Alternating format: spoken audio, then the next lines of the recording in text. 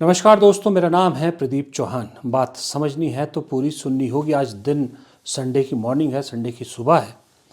तो सुबह छोटे से वीडियो में बात यही करना चाहूँगा कि क्या कांग्रेस, खासकर कांग्रेस की, मैं कांग्रेस की बात इसलिए कर रहा हूँ बिहार चुनाव को लेकर, आरजेडी या किसी और की बात नहीं कर रहा, क्योंकि उनकी दुनिया वहीं तक सीमित है। नेशनल लेवल पर बीजेपी से अगर किसी को लड़ना है तो वो सिर्फ और सिर्फ अकेली कांग्रेस है। मोदी जी भी जानते हैं, बीजेपी भी जानती है कि रीजनल पार्टीज कभी उनको हरा नहीं सकती, बीजेपी को सत्ता से बाहर नहीं कर सकती। सत्ता से कोई बाहर कर सकता है तो वो सिर्फ और सिर्फ कांग्रेस है। इसलिए कांग्रेस पर ज़्यादा बात करता हूँ। लेकिन कांग्रेस पे बात करने का, या कांग्रेस क्यों बीजेपी के लिए प्रॉब्लम खड़ी कर सकती है, वो राष्ट्रीय पार्टी है, ये तो है ही। साथ में आज भी गांव देहात में कहीं चले जाइए, लोग कहते हैं कांग्रेस का नेता मिले ना मिले, कांग्रेस का झंडा और कांग्रेस का कार्यकर्ता कोई ना कहीं ज़रूर मिल जाएगा। ये है कांग्रेस पार्टी। लेकिन दुख की बात यह है कि ये जो कार्यकर्ता आज भी गांव देहात गली में कहीं मिल जाता है झंडा लिए, वो उस वक्त का जुड़ा है जिस वक्त कांग्रेस में फौज थी पूरी किस उन नेताओं की जो ज़मीनी नेता थे, जो लोकप्रिय नेता थे, जो अपने अपने इलाकों के स्टॉलवर्ड थे। कितने ही नाम थे, अर्जुन सिंह, ए.के. एंटनी, दिग्विजय सिंह, कमलनाथ, गहलोत, वीरभद्र सिंह, शुक्ला ब्रदर्स, बहुत सारे नाम थे। अब मुझे इस वक्त नाम भी याद नहीं आ रहे। वाई.एस.आर. रेड्डी, कितने ही नाम गिन लीजिए आप। फौज थी कांग्रेस के पास। उन्हें हर दिल्ली का ही चेहरा नहीं चाहिए होता था, अपने लेवल पे चुनाव जीतते थे वो। कांग्रेस की ताकत थी, इसलिए उन्होंने अपनी उस ताकत को बनाया और घर घर, गांव देहात, गली मोहल्ले, हर जगह कांग्रेस का कार्यकर्ता और कांग्रेस का झंडा पहुंचाया। और सबसे बड़ी बात, उनकी कमी हुई वो अलग बात है, उसके बावजूद एक नाम था, अहमद पटेल। आज की कांग्रेस में अगर सबसे ज़्यादा कमी किसी चीज़ की खल रही है तो वो है एक अहमद पटेल जैसे दिमाग की, और दूसरा इन ज़मीनी नेताओं की। शायद इसीलिए केरल में ए.के. एंटनी को रिटायरमेंट से कांग्रेस वापस लेके आई है। अगर आज एक अहमद पटेल जैसा ज़मीनी, बेशक नेता नहीं लेकिन रणनीतिकार, इतना सॉलिड रणनीतिकार अगर कोई एक आध होता तो शायद कांग्रेस को इतनी मुश्किलात नहीं होती। सही महीने में जीएसओ, जनरल सेक्रेटरी ऑर्गेनाइजेशन, संगठन महासचिव, वही होना चाहिए तो कुछ इस तरह का आदमी, लेकिन है नहीं कोई। अगर होगा कोई, वो मुझे नहीं मालूम, कहीं साइडलाइन किया होगा। ज़मीनी नेता तो बचे ही नहीं हैं जो अपने दम पर पार्टी को जिता सके। अपने को तो जिताएं, अपनी पार्टी को या विधायकों को जिता पाए। बिहार उसका सबसे बड़ा एग्जाम्पल है, जहाँ सब तुर्रम खां फुस हो गए, प्रदेश अध्यक्ष समेत।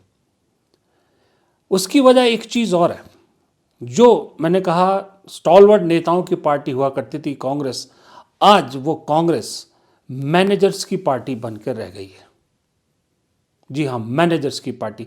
मैनेजर्स, कोई इवेंट मैनेजमेंट, कोई ये मैनेज, कोई मैनेज, ज़मीन का जिन्हें कोई मालूम अता पता नहीं है, राजनीति कैसे होती है ज़मीनी, उनको नहीं मालूम।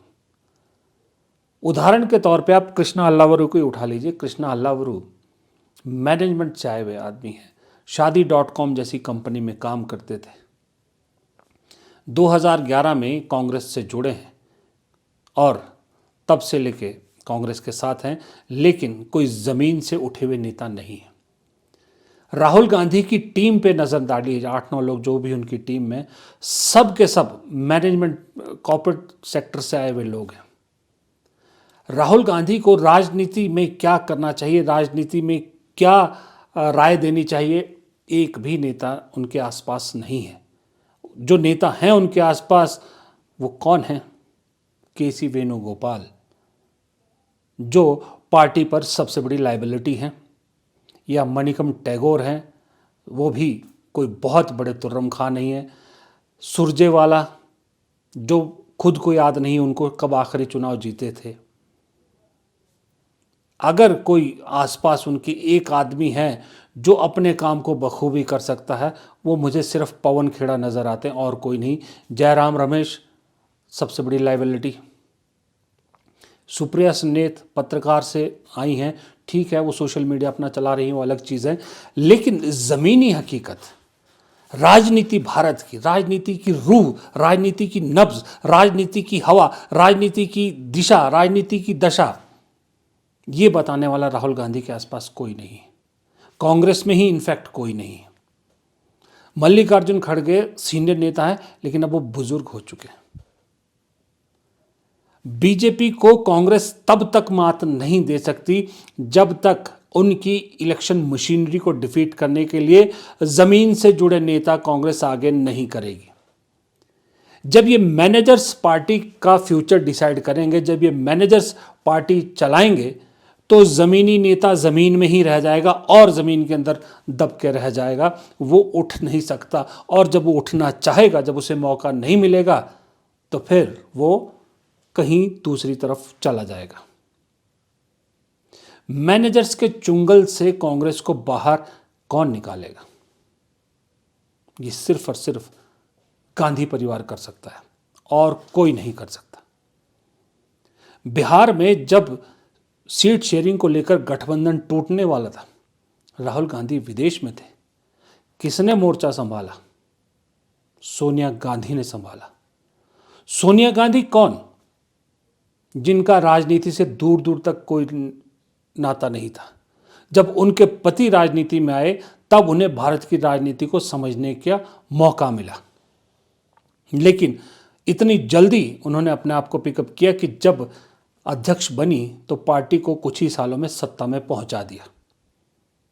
राहुल गांधी को तो जन्मजात खून में राजनीति मिली है। उसके बावजूद आसपास की उनकी जो कोटरी है वो ऐसी हो गई है कि जो उन्हें कॉर्पोरेट टाइप की राजनीति करने पर मजबूर कर रही है। जबकि इस तरह की राजनीति यूरोपियन देशों में चल सकती है, डेवलप्ड देशों में चल सकती है, भारत में नहीं चल सकती। भारत में तो भाई ज़मीन पे जो नेता उतरेगा वही चलेगा। और ये राहुल गांधी खुद इसका एक्सपीरियंस कर चुके हैं कि जब से राहुल गांधी ने भारत जोड़ो यात्रा के ज़रिए ज़मीन पर सफ़र शुरू किया है, तब से उनकी इमेज कहाँ से कहाँ पहुँच गई है, उनकी राजनीति कितनी बढ़ गई है, उनका कद कितना बढ़ गया है। लेकिन हर चीज़ अकेला राहुल गांधी करेगा, ये भी तो पॉसिबल नहीं है ना। उसके लिए टीम चाहिए, और टीम भी ऐसी ही चाहिए जो इस तरह के हों। हैं, ऐसा नहीं है कांग्रेस में नहीं है। मैं नाम नहीं लूँगा, दो चार नाम ले भी लूँ, जैसे बीवी श्रीनिवास है या मेवानी है गुजरात वाले, या दो तीन और बहुत से नाम है। जब बहुत लोग ऐसी लिस्ट कांग्रेस में है, लेकिन वो कहीं तीसरे रिंग में है, राहुल गांधी के तीसरे रिंग में है। दूसरे रिंग में कोई और है, फर्स्ट रिंग में सारे कॉर्पोरेट वाले हैं। और जिनको फर्स्ट रिंग में होना चाहिए वो कहीं तीसरे या चौथे रिंग में है राहुल गांधी के जो आसपास के लोग हैं। वो राहुल गांधी तक ना अपनी बात पहुंचा पाते हैं, और ना राहुल गांधी तक वो जब ज़रूरत पड़े तब संपर्क कर सकते हैं। दिक्कत यहाँ पर ये है। मेहनत कोल्हू के बैल की तरह राहुल गांधी कर रहे हैं, इसमें कोई शक नहीं है। लेकिन उस मेहनत पर पानी फेरने के लिए, या उस मेहनत पर जो उन्होंने, मान लीजिए उन्होंने हल चलाया, हल चलाने से ही फसल नहीं उगती ना, उसके बाद उसमें बीज डालने पड़ते। पीछे पीछे एक आदमी आगे आगे हल चलाता है तो एक आदमी पीछे पीछे बीज डालता है उस पर, तीसरा आदमी उसमें उस मिट्टी को ढकता है, फिर चौथा आदमी जाके उसमें पानी वानी जो भी डालना वो डालना। यहाँ एक हल चलाने वाला बैल तो है, लेकिन उसके पीछे बीज डालने वाला कोई नहीं है, उस बीज को ढकने वाला कोई नहीं है। वो कॉर्पोरेट वाले हैं। वो कॉर्पोरेट वाले जो भी करते हैं, एक मतलब मुझे यूं ही याद आया कि कांग्रेस को देखकर ऐसा लगता है कि राहुल गांधी खेत में हल चला रहे हैं, बाकी जिनकी ड्यूटी है बीज डालने की, जिनकी ड्यूटी है उस बीज पे मिट्टी डालने की, उसको ढकने की, जिनकी और ड्यूटी है वो कोने में बैठकर लैपटॉप पे ये सारा काम कर रहे हैं। लैपटॉप से कोई बीज डल सकता है क्या? प्रॉब्लम सारी यहाँ पर है।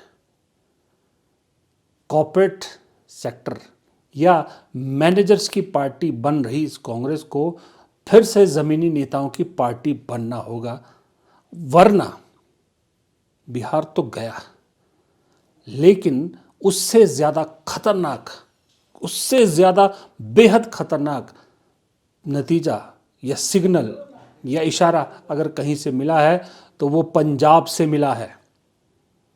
पंजाब में कांग्रेस की बहुत कुछ साख-दाव पे पंजाब को उम्मीद है कि वो जीतेगी और नॉर्थ इंडिया में कोई तो एक स्टेट होगी, क्योंकि हिमाचल में 2 साल बाद चुनाव है, पंजाब के बाद फिर अगले साल हिमाचल में चुनाव है।